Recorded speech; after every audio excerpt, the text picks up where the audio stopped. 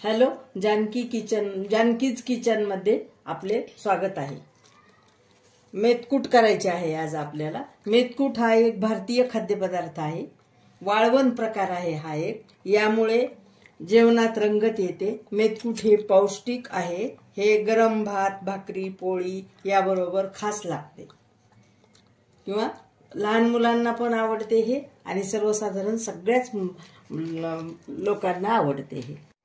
तर आपल्याला त्यासाठी आपण मेथकूट करण्यासाठी घेतलेले पाऊण किलो हरभऱ्याची डाळ घेतली आहे।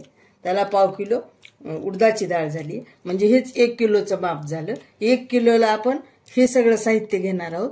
थोडीशी मोहरी, थोडे मिरे, थोडे लवंग, हे तिखट असतं ना दोन्ही, लहान मुलं पण खातात म्हणून मी कमी प्रमाणात घातले। हे शहा जिरे थोडेसे, हे जिरे थोडे, हे सुंठ घातली, हे थोड्या लाल मिरच्या घातल्या थोडा खमंगपणा येण्यासाठी, थोडेसे मेथ्या आणि थोडे धने। तर हे सगळं थोडं थोडं थोडं थोडं सामान, हे जे मी आता सांगितलेले बारीक सामान, तर ह्या वाटीनं आपल्याला अर्ध्या वाटीच्या थोडंसं वर होईल। मिरच्या सहित अर्ध्या वाटीच्या थोडंसं वर होईल, किंवा अर्धी वाटी झालं तरी आपलं हे प्रमाण बरोबर आहे। आणि अर्ध्या वाटीच्या किंचित वर झालं तरी प्रमाण चालतं। तर हे झालं, हे अर्धच वाटी, एवढ्या किलो 1 किलोच्या प्रमाणाला हे एवढं अर्धी वाटी घ्यायचं। हे सामान सगळे बारीक बारीक, आणि त्याच्यामध्ये त्याला अर्धा वाटी जे आहे ना, अर्धी वाटी गहू, अर्धी वाटी तांदूळ, हळद थोडी, हे आपण अर्धी वाटी घेतली। थोडी जर हळद आपल्याला जास्त वाटली तर थोडी आपण काढून ठेवणार आहोत। हिंग घेतलेला आहे थोडा। तर आपण आता हे नुसतं कोरडं सगळं भाजून घ्यायचं। तर आपण गॅस चालू केलेला आहे आणि कढई ठेवलेली आहे। आपण आता डाळ भाजून घेऊ। ही हरभऱ्याची डाळ आता पहिल्यांदा आपल्याला भाजायची आहे। आपली डाळ छान मंद आचेवरच आपण भाजली आहे आणि छान खरपूस लाल झाली आहे आपली छान। आणि सगळेच पदार्थ आपण जशी डाळ कोरडी भाजली तसंच आपल्याला बिन तेलाचं, तेल घालायचं नाही कशाला सुद्धा, कोरडंच आपल्याला सगळं भाजून घ्यायचं। आपली डाळ आता झाली, काढून घ्यायची हरभऱ्याची डाळ। आता आपल्याला उडीद डाळ टाकायची भाजायला। उडदाची डाळ आता आपण भाजून घेऊ, छान खरपूस भाजायची आपल्याला। आपलं छान हे उडदाची डाळ मंद आचेवर छान मध्येपर्यंत छान भाजल्या जाते, आतमध्येपर्यंत। त्यामुळे ही आपली तांबूस कलरवर डाळ भाजलेली आहे, तुम्ही पाहू शकता। आता आपण ही काढून घेऊ। आता गॅस चालूच आहे आपला, कढई ठेवली आहे। तर आपण याच्यामध्ये गहू टाकून गहू भाजून घेऊ। हे आपण घेतलेले गहू, आता गहू भाजून घेऊ छान। हे आपले गहू छान लाल भाजून झाले आहेत, तुम्ही पाहू शकता। आपण हे काढून घेऊ गहू, आणि गॅस आपला चालूच आहे, कढई ठेवली आहे वर। आपण तांदूळ भाजून घेऊ।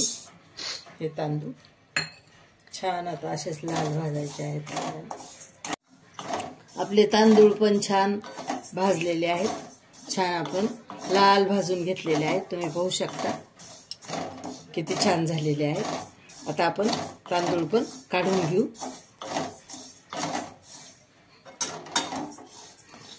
गॅस चालूच ठेवायचा आहे आपल्याला, त्याच्यावर टाकून घ्यायचं हे सगळं एकावर एक सगळं। आणि आता आपल्याला मोहऱ्या भाजून घ्यायच्या।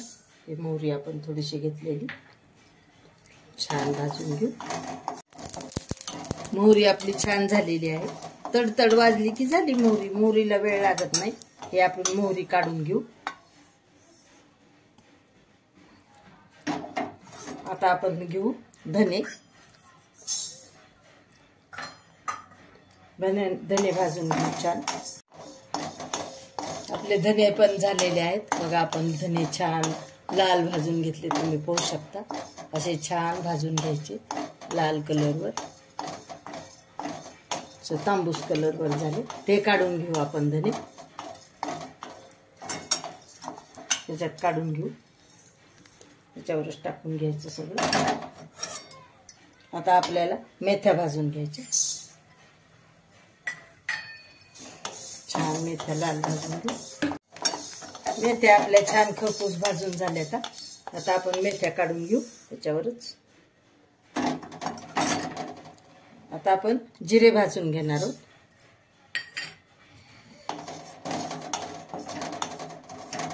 जिरे पण छान लाल भाजून झालेले आहेत. आपण जिरे काढून घेऊ.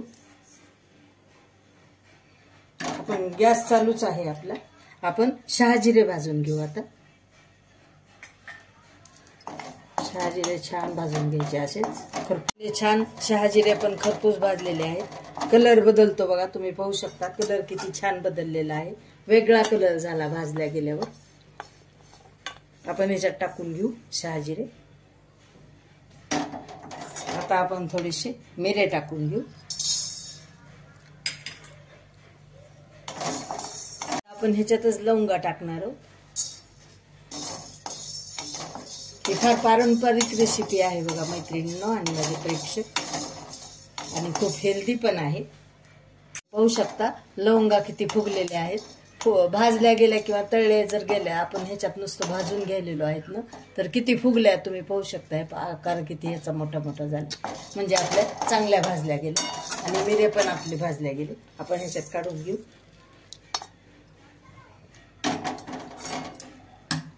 आता ह्याच्यामध्ये आपण सुंठ भाजून घेणार आहोत. सुंठेचे कसे आपण हे करून घेतले ना, त्या खोंब असतात ना, त्या खोंबाचं आणखी त्यांना आपण बारीक तुकडे करून घेतले. आणि तसंच आपण हळदीचं पण करून घ्यायचं.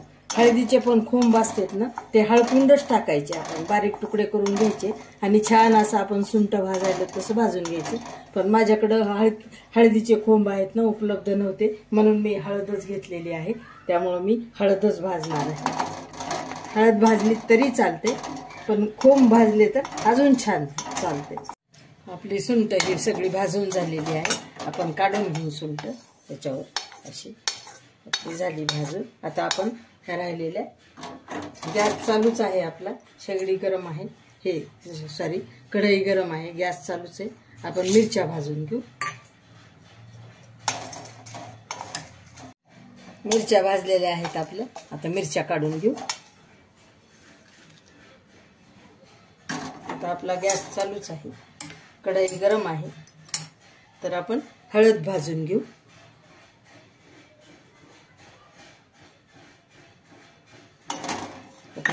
हळद छान भाजून घेऊ. आता आपली हळद होत आली. आपण आता हळद काढून घेऊ. भाजायची झाली आहे आपली हळद. आता गॅस बंद करून टाकू आपण आणि हळद काढून घेऊ. यामध्ये छान भाजली आहे. खूप सुवास छान येत आहे. सगळाच आपल्या सुवास खूप मेथकुटाचा छान येत आहे. हे खूप सुंदर मेथकूट होते. आता आपण हे हळद ह्याच्यावर काढून घेऊ.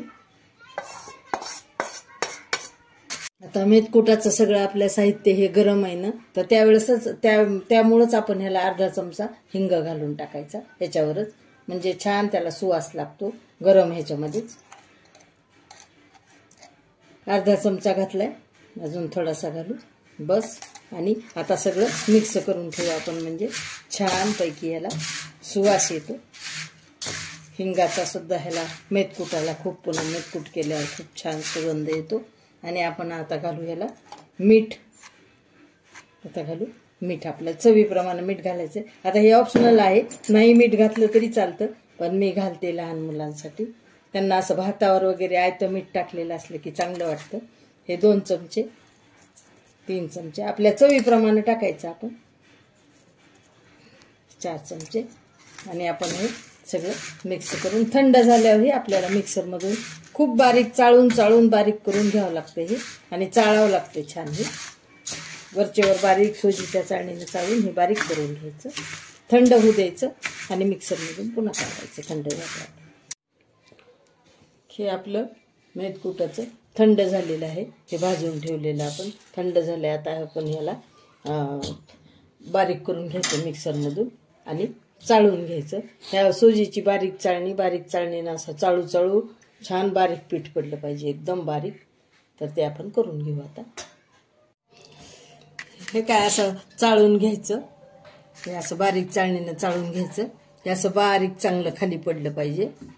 असं बारीक पीठ पडलं पाहिजे. ह्याला सुद्धा पुन्हा हे सगळं बारीक जे पडतंय सोजी चाळणीनं, ह्याला सुद्धा थोडं चांगलं घडी पडूस तर मिक्सरमधून काढायचं, म्हणजे छान बारीक होते. आणि हे आपण आता असं काढून ठेवायचं. आणि ते मिक्सरमधून हे मोठं मोठं राहिलेलं ना आपण ह्याच्यामध्ये काढायचं, डब्यामध्ये हे काढून घ्यायचं.